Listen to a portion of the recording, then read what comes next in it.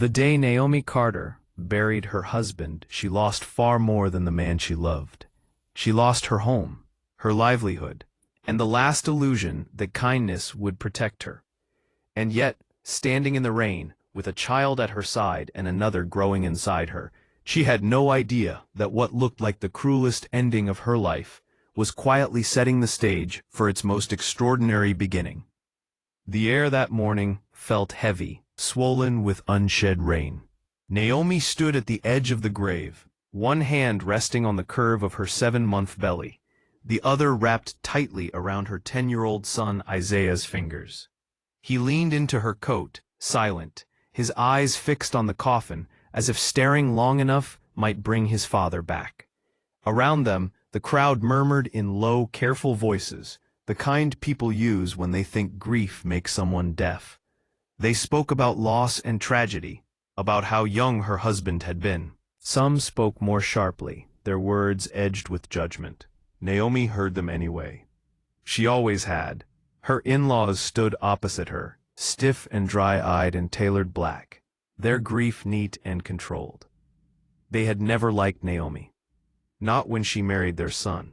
Not when she worked beside him late into the night, helping build a struggling little flower business into something real. And certainly not now, when she was vulnerable. As the final dirt fell onto the coffin, cold seeped through Naomi's shoes. She felt it climb her legs, settle in her bones, but she didn't move. She told herself that after this came the will reading, and after that, safety. Her husband had loved her. He would have made sure she and the children were protected. The lawyer's office smelled of old paper and polished wood. Naomi sat quietly, Isaiah pressed against her side, while the lawyer read, in a voice stripped of emotion. The words washed over her like a promise being fulfilled. The house, the business, and the old van. Relief loosened something in her chest, but it lasted only a heartbeat. Laughter cut through the room, sharp and cruel. Her sister-in-law's voice rose, followed by her father-in-law's, calm but cold. They spoke of family property, of technicalities, of what Naomi supposedly deserved. They spoke as if she were not there. As if her swollen belly and frightened child were inconveniences, rather than human lives. But the older man's authority pressed down hard. Court was mentioned. Money was mentioned. Time was mentioned. Naomi understood the threat immediately.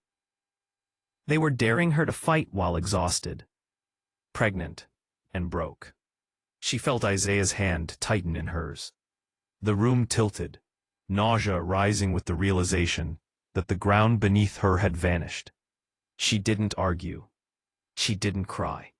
She simply stood when it was over and walked out with a single set of keys in her hand. 15 minutes later, rain clung to her hair as she crossed the parking lot behind the funeral hall. The van waited beneath a flickering lamppost, hunched and rusted, its paint blistered and peeling. It looked tired, forgotten, exactly how they saw her now. That night, Naomi parked behind a closed hardware store. She wrapped Isaiah in a blanket, squeezed herself into the narrow back space, and stared at the metal ceiling, while voices drifted past outside. People whispered about her fall, about how pride had finally caught up with her. Naomi listened in silence, her jaw set, one hand resting protectively on her belly. By morning, the cold had settled deep. She stepped out into the gray light with nothing but determination holding her upright. She had no house, no shop, no safety net, only a van no one wanted, and a choice to keep going. Days blurred together. Naomi learned where to find day-old bread, and which store owners might offer small jobs. She cleaned, carried, arranged flowers when someone needed help. At night, the van became a fragile shelter, Isaiah drawing pictures on fogged windows, Naomi whispering promises she wasn't sure how to keep.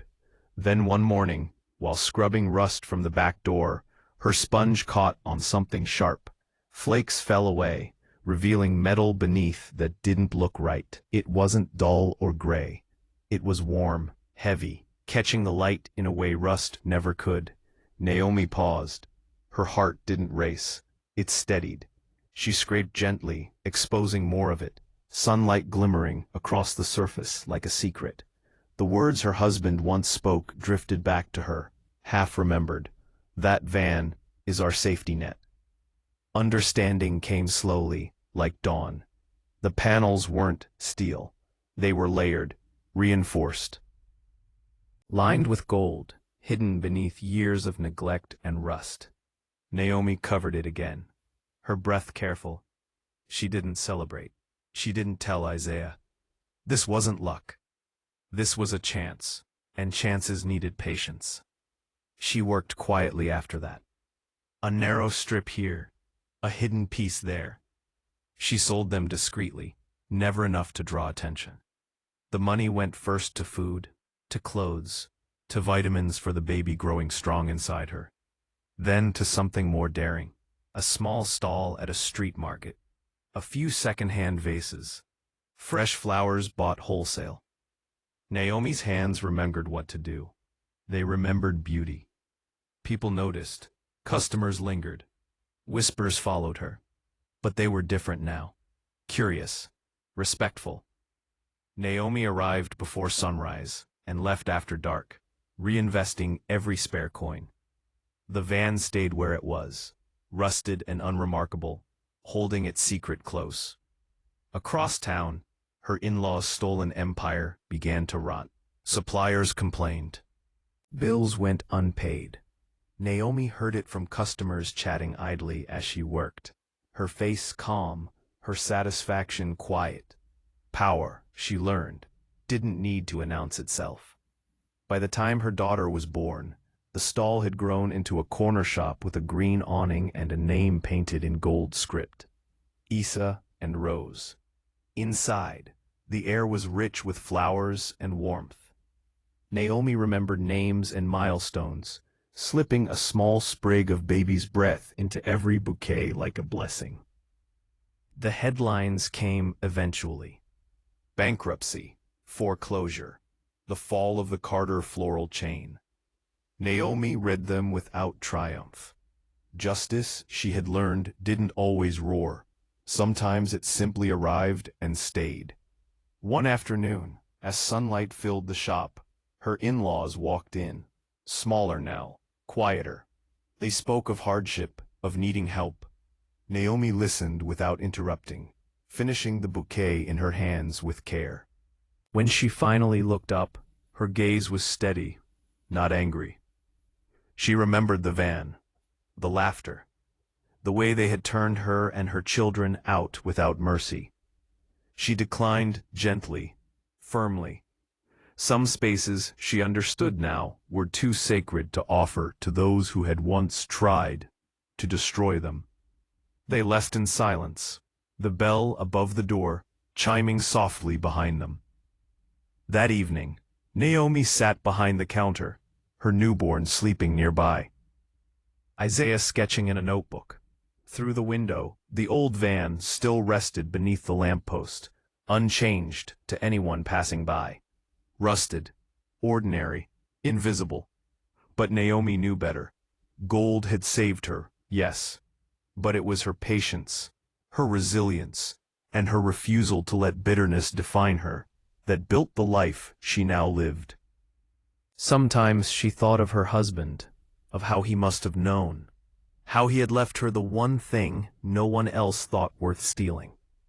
She smiled, breathing in the scent of flowers and possibility. Roots, she realized, didn't need approval to grow.